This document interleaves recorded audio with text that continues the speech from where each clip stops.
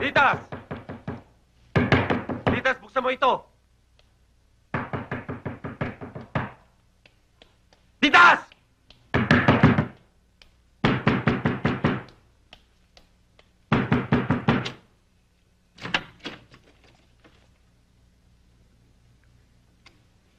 Kung wala kang puso at damdamin, Titas, huwag mo itulad sa iyo ang ibang tao. Malaki ang kasalanan ko kay Fina, pero iniingatan kong huwag na siyang saktan uli. Sobra na ang sama ng loob na binigay ko sa kanya. Dadagdagan mo pa. Ano ba talagang gusto mo mangyari? Paghiwalayin kami mag-asawa?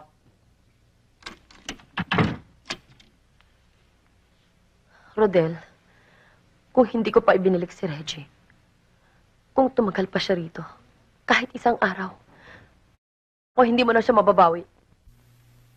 Titas. Noon pa man ay ayoko nang iuwi ang bata.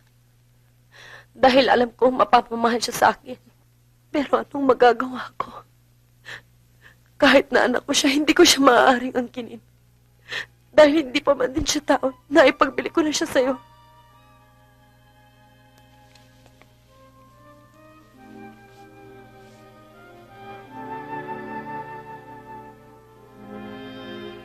I'm sorry. Nagkamali ako ng akala sa'yo. Hindi ko naisip na darating ang araw na mangingibabaw sa'yo yung pagiging isang ina.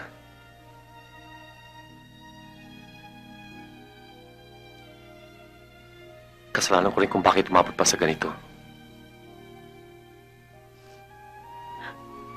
Kaya ka ba nandito ngayon? Para pakiusapan na naman akong itagong muli si Reggie. Ilang buwan, Rodel. Ilang taon ang kailangan mo bago mo mapanindigan ang ginawa mo.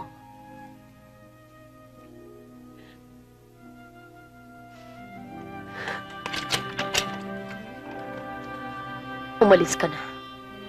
Tapusin na natin ang gulong to. Sa ayaw mo't sa gusto na sa'yo ng anak mo. At tulad ng sabi ko noon, pagtapos ng kontrata, wala nang dahilan para magkita pa tayo. Titas, maniniwala ka ba kung sabihin ko sa'yo na hindi lang si Reggie ang dahilan kung bakit andito ako ngayon? Napakasarap pakinggan.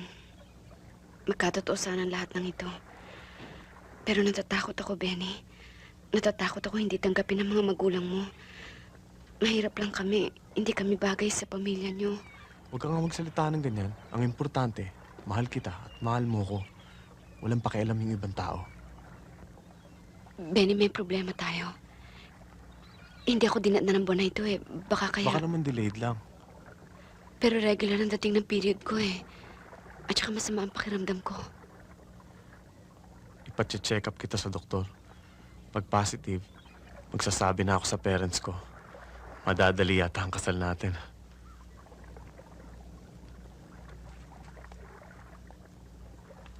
Wala ka bang tiwala sa akin, Lisa? Nag-aalala lang ako.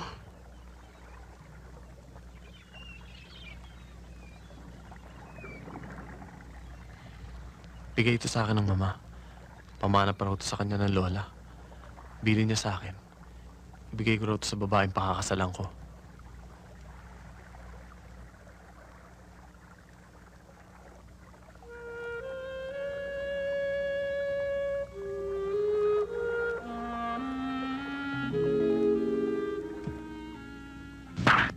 Lumaboy ka? Inay! Pagkatapos uuwi ka ngayon, sasabihin mo, buntis ka! Anong gagawin ko? Ang maglulagdag sa tuwa, walang niya kang babae ka! Walang niya ka! Hindi naman ako nagkulang ng pangaral sa'yo! Wala niya ka talaga! Naku, buntis ka pa ngayon! Naku! Nakakaya ka!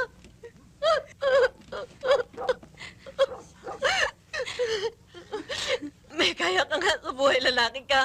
Wala ka namang hanap buhay. Ano na lang sasabihin ng mga magulang mo? Mahirap lang kami.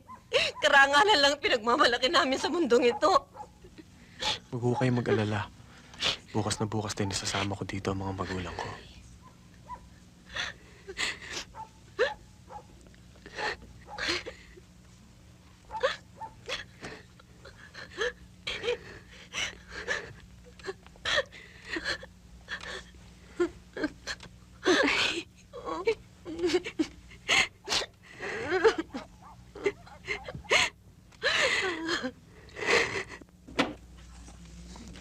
Bye.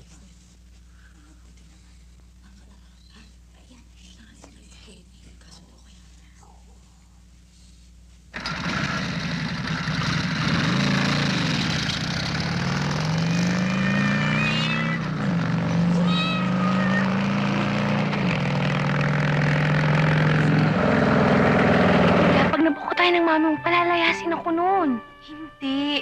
Alam mo, sumisilip lang yun, tapos umaalis na. Basta magtalokbong ka ng kumot, tapos pag sumilip siya, gumalaw ka ng konti.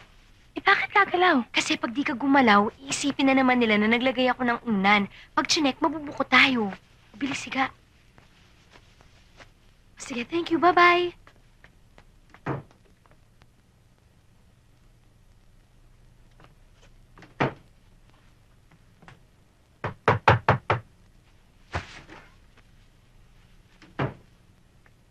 Ria! Gising ka pa ba? Si Randy. Hop! Hoy! Ano?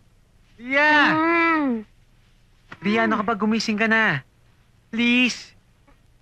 May gusto lang naman akong malaman eh. Nag-usap ba yun ni Tinay? I mean, may sinabi ba siya sa'yo na tungkol sa akin? Ah, hindi mo talaga ako papansinin ha? Sige. Kikilitiin kita. Ayan, ayan. Ang kulit talaga nito. Ayaw talagang gumising.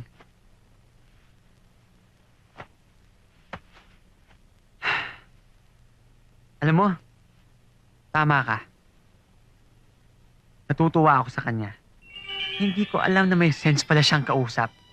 Tsaka alam mo yung mga malilit na bagay, napapaganda niya.